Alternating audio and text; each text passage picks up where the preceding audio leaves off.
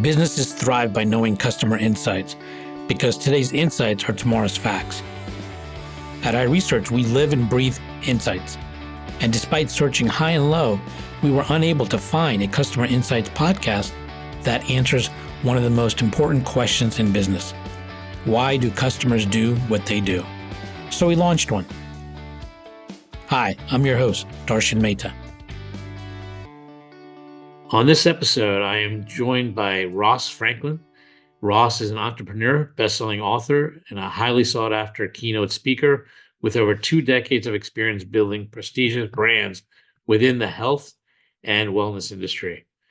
He is the founder of Pure Green and is the CEO of Pure Green franchise, one of the fastest-growing juice bar franchises in the United States. Pure Green is a juice bar franchise that has over 100 locations, open or in development across 15 different states. The company's products include made-to-order superfood smoothies, acai bowls, and cold-pressed juice. Welcome, Ross. I'm looking forward to talking to you. Yeah, thank you so much for having me on the show. So you've had quite a storied entrepreneur journey, and I'm curious, what are the aha moments that have inspired you to transition from the fitness industry to finding Pure Green? What a question. Well, yeah, let me backtrack a little bit and I'll give you the context of that aha moment. So, for me, my background is in fitness and I used to own my own gym, sold it and started a consulting company and I was consulting for opening up high-end gyms all over the United States, got into the specialty boutique gyms, yoga studios, Pilates studios, and finally juice bars. And this was the aha moment, right? After doing these big box health clubs, I finally came to the realization that when you look at optimal health, which I've always focused on, gone to anti-aging seminars, I'm always focused on optimal health. I realized that 80% of getting results, it's the 80-20 rule, the Pareto principle, 80%, the bulk has to do with nutrition. And so that for me was the aha moment. And I realized that, look, these big box gyms, like, look, this is great. But what I need to focus on is the nutritional component. And so it was that aha moment that led me to create Pure Green. Nice. I'm going to take a step back here a little bit further. So what got you into fitness, early on? So I've always been fascinated with fitness, and I think it goes all the way back to when I was I've always been an athlete. High school, I was on a wrestling team, started a weightlifting club in high school, and was trained teachers, principals. And, I've always had that fascination with just physical fitness. And right out of college, and even throughout college, I got my personal training license and was training clients right out of college, managing a huge gym in New York City. And so just going all the way back, was always interested in fitness. What's interesting though, even though you were into fitness, and I think it's a point that you and I have kind of talked about, I'm amazed at how much lack of knowledge there is about nutrition in general. So you didn't really actually think much about nutrition at the time. You were just into fitness. Is that correct? That's right. I mean, nutrition was on my mind through wrestling because you had to cut weight and make a certain weight class. But in the respect of just nutrition for optimal health, that really didn't come on until a lot later. And where did you make the transition from fitness to pursuing optimal health? So all throughout fitness, I think that the two are intertwined, just from being in the personal training industry and, coaching clients and getting them in the best shape of their life. So nutrition certainly has a role. So just over the years, learning more and more and just gaining more knowledge and kind of shifting my belief systems. And, over time, it just became really apparent. I had to question myself, why am I so focused on fitness? And my goal has always been, when you look at the mainstream population, there's so much misinformation out there, especially with nutrition. How do you shift people toward a healthier lifestyle? How do you shift people's belief systems? How do you teach them and educate them on what optimal health is? And so that's always been on my mind. And as I gained more and more knowledge, it became clear that my path, I need something scalable. I need something that I can really shift people's educational and belief systems toward optimal health, toward proper nutrition, educating people on the benefits of superfoods And, until I fully understood it, that's why it didn't hit me until later on. Yeah, I think let's talk. You talked about doing these big box fitness centers, and I think people need to realize these are really big gyms, right? I mean, how big are we talking about here? I think many people are probably familiar with some of these gym names as well, right? Oh yeah, I mean, right out of college, I was at the Sports Center Chelsea Piers, 250,000 square feet. Most of the gyms I was doing thereafter, 40,000 square feet, 50,000 square feet. Massive gyms, massive infrastructure, very complicated, very difficult for your typical entrepreneur to go in and operate, right? So not equipped for a franchise model, in my view. And so I knew I needed something that's much more scalable in order to reach many more people. And then I guess did you also see that you saw all these people working away, laboring away, sweating and stuff, but they weren't getting the results they wanted? Is that what led to the aha moment about nutrition for you? Yeah, that definitely played a role. I saw people training 4 or 5 times a week with a personal trainer, but didn't change their nutritional habits, still eating processed foods and not getting the optimal results. And it's because, personal trainers are, limited to what they can talk about with nutrition. A lot of them do it anyways, but they have kind of their own skewed beliefs as well. But for me, like one thing is apparent, which is the benefits of superfoods, and superfoods being defined as certain foods that have a disproportionate amount of nutrients compared to other foods. So we talk about like raw cacao, which is the raw form of chocolate, right? If you ever hear of, when you have chocolate, it releases the same chemicals in your brain as when you're in love, the endorphins. That's really only true of chocolate in its unprocessed form, which is raw cacao. And so when I discovered all of these superfoods, I realized that incorporating this in someone's diet in a way that tastes good, in a way that really appeals to the mainstream population. So Pure Green, we formulated all of our products to have unparalleled taste and be focused on high performance superfood nutrition. And that's the way to reach the masses. So what are you said there's a lot of misinformation. What would you say are the top three myths or misinformation that exists out there? And that how have you learned to overcome them to get people to also share this aha moment and get on this nutrition pursuit? If you think about nutrition, there's always another fad diet, right? You had this, you have the low carb craze, the keto craze, for a while, this low fat phase. It always seems like there's another fad diet that's in, that's out. And if you think about it, like, why are these fad diets like rotating in, rotating out? There's all types of, bad science, coming in. And there's just so much confusion within the nutritional industry. People just don't know what to do and they get very frustrated. They get on a diet, they maybe get results for a little bit, right? It's typically because they're, restricting calories.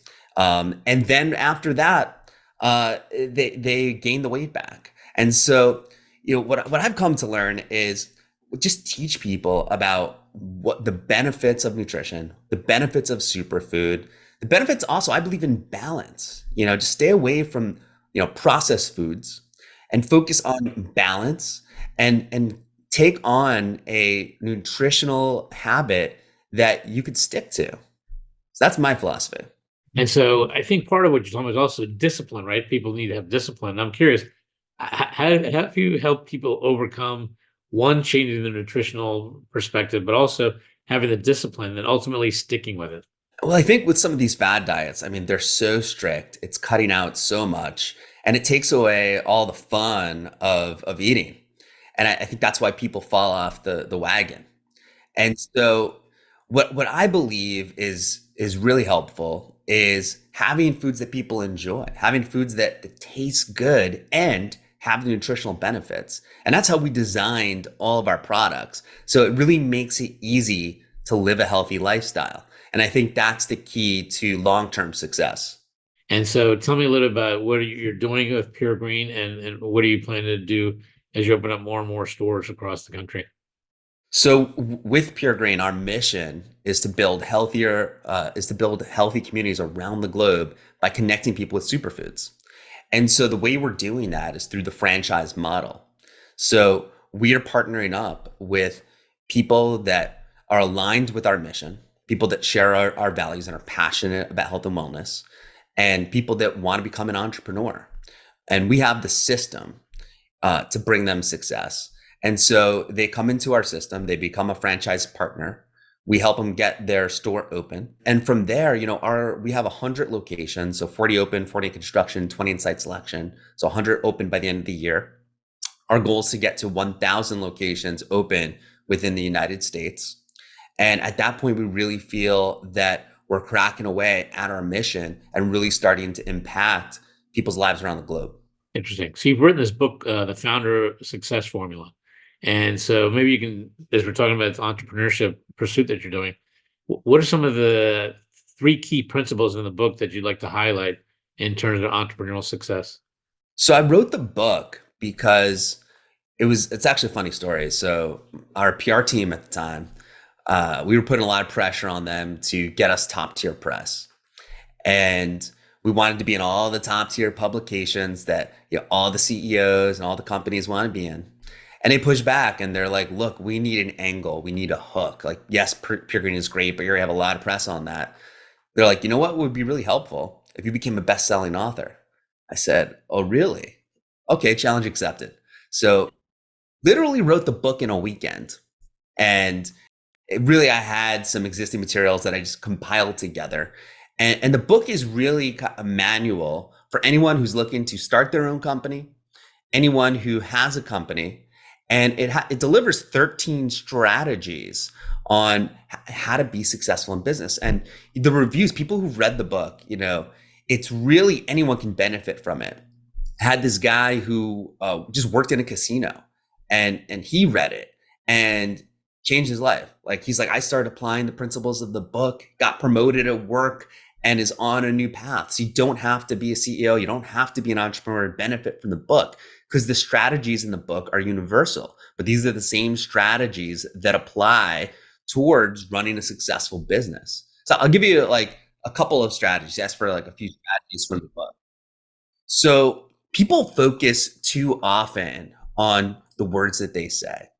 People get caught up, they're analyzing their emails, they're rewriting them so many times. And really, one of the most effective forms of communication, especially in person-to-person interaction, is your physiology, is your tonality, how you speak, how you say things. And that's what's a really important factor that I dive into in the book and give actionable strategies on how to use your physiology more, how to use your tonality more to really get through to people and not get caught up in the details. There's something called analysis paralysis, which really what it is over intellectualizing information. And what I find is that too often, people are looking to start a business, people are looking to make a big decision in their life, and they suffer from analysis paralysis. They're like, what about this? What about that? Weighing the pros, weighing the cons. And guess what? They never take action. So my philosophy is really shifted on ready, fire, aim. Just do it. Just take the action, and you can always calibrate afterwards. But most of the time, what's holding people back is the inability to take action. And so in the book, it's really all about like, stop writing the 100-page business plan before you start a business. Just get started, bootstrap it, and you learn from experience. So all of that, I deliver actionable strategies in the book in order to do that. But that's kind of one of the big overarching principles in the book that I talk about. Well, it sounds like being in the fitness realm, what we're talking about, it's the same as just do it, right? Pretty much. Don't overthink it. Just do it. I think you've also talked a lot about customer service lessons you've learned working at these fitness centers. That is probably, I'm sure you're applying to your new venture. What are the three key things you've learned about customer service when it comes to fitness and nutrition that have really opened your eyes up? I'll tell you one thing, like with customer service, which is one, I don't like the word customer. To me, customer has more of a transactional feel. It's like you're trying to sell something to someone. What we do at Pure Green, like we believe in educating our consumers. And we actually call the people that come through our doors guests, because guest has a totally different feel than customer. And once you start labeling things differently, instead of referring to the people come through the doors if you own a business as customers, you're trying to sell them something, that transactional feel. What if you just change the label and you call them a guest? Totally different feel. How do you treat a guest in your own home? That's the same way you want to treat the guests that come into your business, that come into your store. And so instilling those values and principles in your team members that you're hiring, teaching them to use the proper labels and making these small distinctions are the big distinctions. And so instead of customer service, we call it hospitality. And what the goal is to treat every guest that comes through the doors just like you treat a guest in your own home, and deliver warm, friendly, and an engaging guest experience. We can create that. If we can create, how do you leave a memorable experience, a legendary experience for the guest? That's a game changer. I'll tell you, this is something that is really at our core. We like to keep it fun for our franchise partners. So we have a different promotion every month. We have different contests. You know, this month that we're in right now, January, we have a contest going on about cleanses and who could sell the most cleanses, because we like to keep it fun. We have all types of incentives. But a few months back, what we did was we had a hospitality contest, because too often leaders are looking for at their team for what people are doing wrong. And that's the wrong way to look at it. We like to flip the script on that. We like to look for what people are doing right. And so to incentivize that behavior, and we actually studied Will Guidara, who owns 11 Madison Park, #1 restaurant in the world, and he wrote a book called Unreasonable Hospitality. So we labeled our contest Unreasonable Hospitality, and we looked to our franchise partners for examples of things where they delivered legendary, them or their team, where they delivered legendary hospitality. We got flooded with so many stories. There were so many examples of legendary hospitality at Pure Green that we actually had 2 winners. And I mean, the stories are amazing at what they did. But those are just some ways that we get everyone focused on hospitality. So if you don't mind, share some of the one or two of these legendary stories. I'm really curious because people talk about these stories, but you're talking about a legendary. So I am curious to see what you're doing to involve guests and create a legendary experience. Happy to. So we have one situation where at the store, manager was closing up the store at night. Okay. Someone left their keys. There was BMW keys that were left in the store. So it's a dilemma, right? If you're the manager of a store, well, what do you do? Right? What would happen under normal circumstances? Maybe they would put in a lost and found box and just hope that the guests who left it would come back and remember they left their Pure Green to get it, right? That would be the normal circumstance. Not in Pure Green. What ended up happening was the next day, that manager drove to the BMW dealership, took the keys with him, and said, "Hey, went to a sales rep. Can you look up to see which guest left this in our store?" That type in the computer, found the guest. The manager then drove to the guest's home and personally delivered the keys to the guest. I mean, that's like really like going above and beyond, right? That's just one example. We had so many others that was really extraordinary. Another one, we had another store where what they did was for delivery orders, they wrote handwritten cards with a special message on there for the guest to a delivery order. Imagine you order Uber Eats, you get your delivery, and there's a handwritten card on there with a special message. I mean, and these are just a few examples, but really extraordinary. So I'm curious, how do you instill this mindset of doing this? And I think what you're actually instilling is a mindset of ownership, right? And how do you do that? That's not an easy thing to do, right? It's not. And so, our approach really is on looking for the good, teaching our principles, teaching our values, and finding the best and brightest people. I find that when you hire according to what your mission is, you attract people who share your values. So, when it comes to hospitality, people either really have it or they don't. And so if you hire people that are in alignment with your mission, share your values, people that for us are passionate about health and wellness, people that are extroverted, that love people, and then you teach them your principles and your systems, they're really going to be set up for success. I'm curious. You said something earlier, which is, I think, interesting.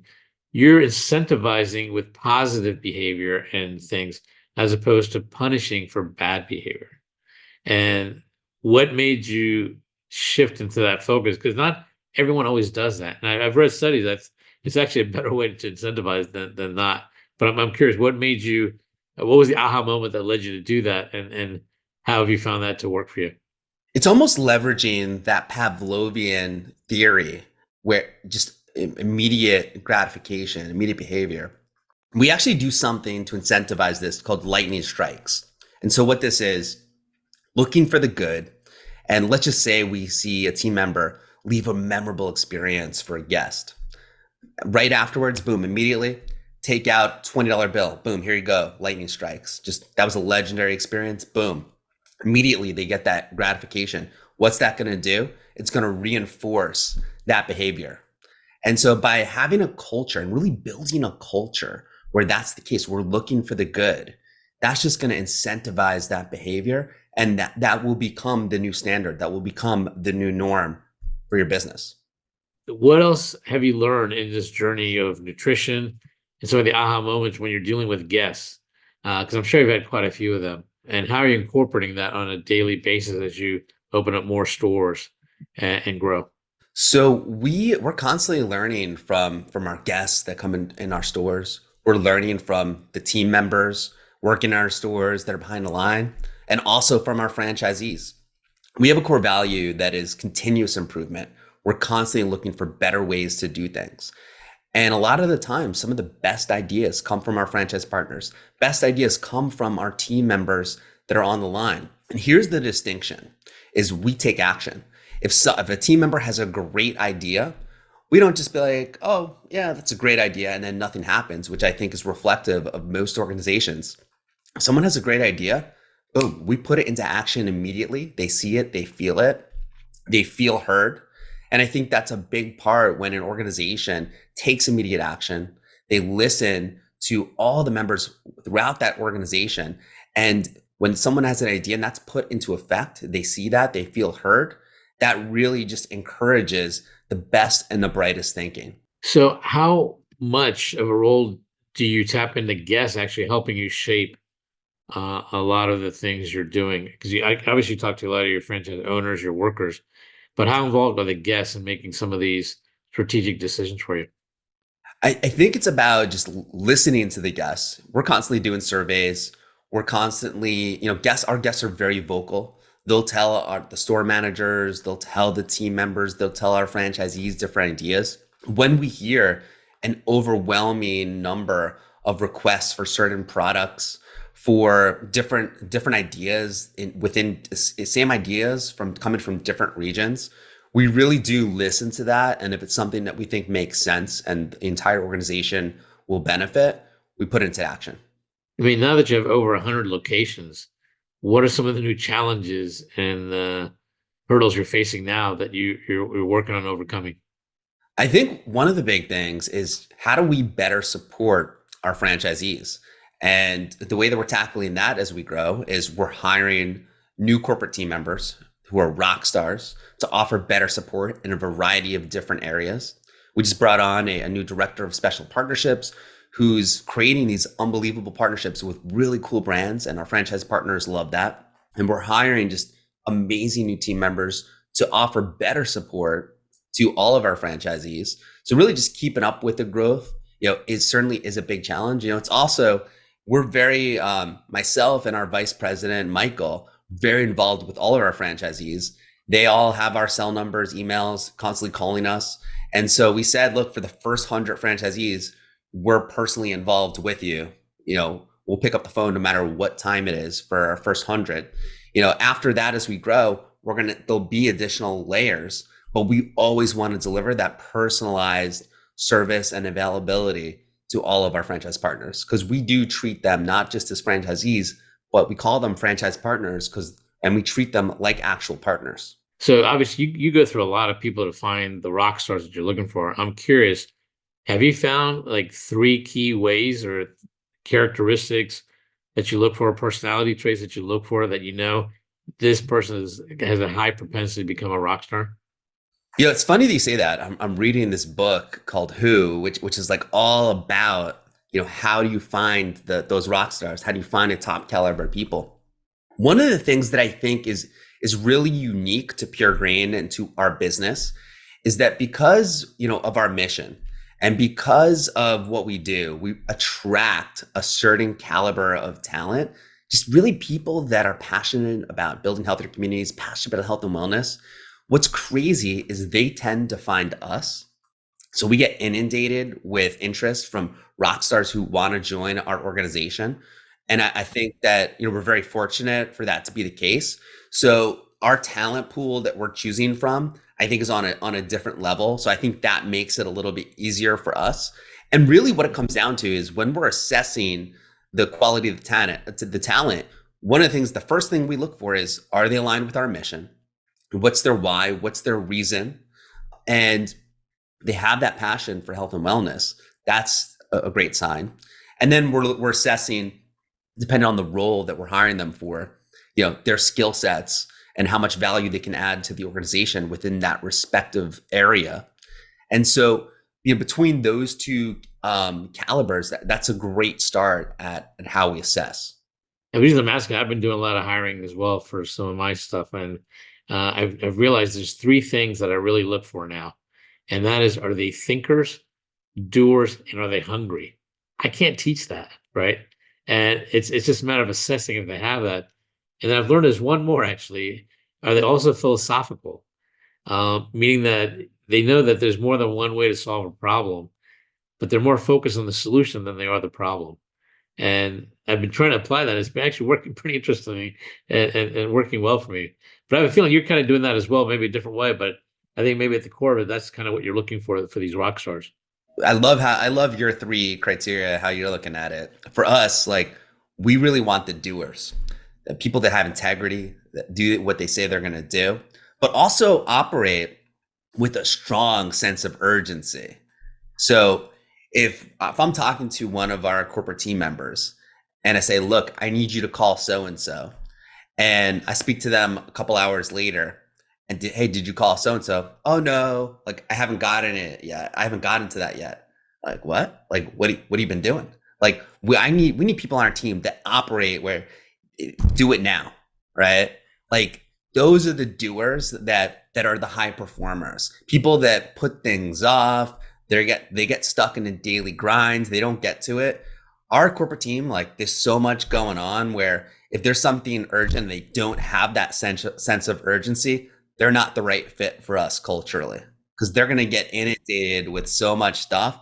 If they can't handle the important stuff right away with a high degree of urgency, not the right fit. What are the changes that you're seeing in the area of nutrition now and in foods? Because there's a lot of things happening with foods. And I'm curious because a lot of these superfoods, how much of them are delivered in their natural state versus a processed state? Yeah, great question. So we really look for all the superfoods that we use. We look for products that are delivered in their natural state, are the purest. We everything's so carefully curated, right? We make sure that all the superfoods that we're using, that what we want to know where it comes from. We want to see all the credentials that it's organic. We want to see that the heavy metal test to make sure there's no heavy metals in there. I mean, it's a very high degree of scrutiny that we assess every single ingredient that we use. So we have extremely high standards for all the ingredients that we use. So with your emphasis and focus on nutrition, would you say if you had to pick one, are you more interested in longevity in terms of lifespan or health span? Both for sure. I think we're looking for superfoods that are extremely high nutritionally, so vitamins, minerals, live enzymes. We look for when we formulate the products, like we want products that are designed to give people energy, that fuel performance. With our cold pressed juice, for example, we actually work with over 70 professional sports teams, 30 college teams, even SpaceX, because they're all looking for post workout recovery. They're looking to enhance their physical performance. And I think everyone is really looking for energy. Everyone wants to feel good, right? It's like there's a reason where lunchtime people are going out, they're having the processed foods, they come back and they want to go to sleep. and they're moving slow and they're zapped of energy. They just can't wait to get home. Has a lot to do with nutrition, what people are fueling themselves with. So we design all of our products to be focused on high performance nutrition, which is not just on the athletic field. It's how you feel, the energy that you have, because if you're energized, you're going to be better at whatever you do. So how many products are you offering now under Pure Green? We have 12 different superfood smoothies, 6 different acai bowls and papaya bowls, 12 different SKUs of cold pressed juice, 6 different SKUs of shots. And most of our stores have superfood oatmeal, so 4 different superfood oatmeal bowls, and some of them have 6 superfood toasts to choose from. Most of the reason people are coming to our stores is really because of the superfood smoothies and the acai bowls. I mean, so rich and chock full of nutrition, and people just feel amazing after they have it, and that's what keeps them coming back. I mean, we have people come in every day, twice a day in some cases, because of how it makes them feel, the energy and the drive it gives them toward going out there and just crushing it. So what do you see happening in the future of superfoods? Where do you see things headed? So, there's always different new superfoods coming out to the market. Here's the thing, we don't jump on it. We look for trends. We look for superfoods that are there for longevity. We look for superfoods that is not a fad. And there has to be a lot of science. So we have a nutritional advisory board with 4 top-tier dietitians, 3 from professional sports teams, 1 for the US military. They back up all of our science with peer-reviewed scientific literature and references. And so for us to use a superfood ingredient, there has to be the science that backs it up. And it also has to be proven in the market, right? We don't want to be the first one where it's some new exotic superfood that's unproven. Even if it's proven, the science backs it up. We don't want to be the first one to educate the market. That's extremely expensive. It could be hundreds of millions of dollars to educate the entire population on the benefits of a new product. So we want to use products that are proven, people already know about them, and formulate them in such a way that tastes amazing and they're getting the highest nutrition. Yeah, because I'm curious, a lot of things, there's lots of new superfoods all the time coming out now. And I'm wondering, do you think it's becoming a bit overused? And is there going to be another definition that we're going to be going to superfoods about it? I'm just just thinking, to draw that distinction. Because after a while, if everything becomes a superfood, it's just getting diluted. And is there an actual official definition of what a superfood is? Look, I think you're right. With anything, terms get overused. The media sensationalizes it. Anything becomes a superfood, and then it's not, right? So, but our definition of a superfood is is an ingredient that has a disproportionate amount of nutrients. Nutrients are off the chart. Right? I'll give you an example. Acai, right? Acai is a Brazilian superfood that is extremely high in antioxidants, right? And there's so much science behind it. It's here to stay. It's not going away. And we formulate it in such a way that it tastes amazing, and we're doing it differently than any other competitor. We're handcrafting our acai bowls, and it's a lot of labor. It's a lot of elbow grease. You go to anywhere else, you go to your local mom and pop juice bar, you see them scooping it out of a bucket and putting it into the bowl. That's full of stabilizers, emulsifiers, all kinds of gunk. You don't want that stuff. You want it handcrafted. If it's in that sorbet form, it's going to be super high in sugar, added stabilizers. You don't want any of that. So you want it handcrafted. You want to see them making it. And so when you take the time and you do it right and you deliver a superior product, that's when you feel that difference. So, what do you see for you in the future? What's your next challenge, or what's on the horizon for you? You're obviously quite busy doing a lot, but I can tell you're one of those types that's always kind of looking to the next thing as well. So what's on the horizon for you? So for us right now, it's just about taking Pure Green to the world. I mean, I'm excited to, after we really develop the United States with Pure Green, moving internationally, going into other countries. That's really what's driving me, taking Pure Green to the world.